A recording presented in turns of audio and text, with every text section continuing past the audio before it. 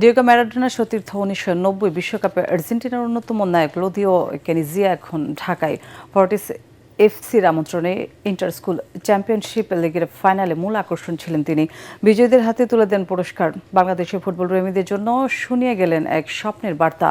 একদিন লাল সবুজের জার্সিকেও দেখা যাবে বিশ্বকাপের মূল মঞ্চে। বিস্তারিত জানাচ্ছেন রায়হান রাসেল। ১৯৯০-এর ইতালি বিশ্বকাপে ডিয়েগো ম্যারাডোনার পাশে বুক চেতিয়ে লড়েছিলেন সোনালি চুলের এক তরুণ, যার গতি আর ডিবলিংয়ে বারবার কেঁপে উঠেছিল প্রতিপক্ষের ডিফেন্স।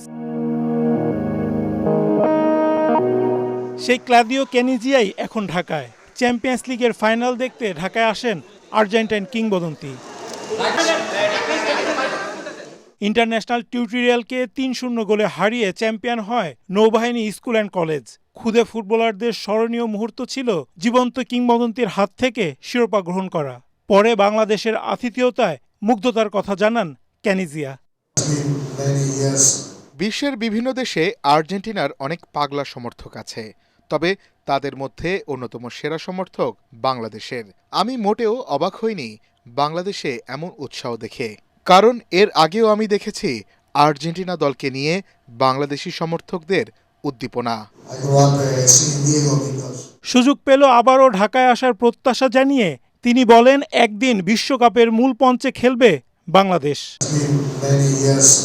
বাংলাদেশে আসতে পেরে আমি আনন্দিত। আমি জানি তোমরা আর্জেন্টিনার সমর্থন করো।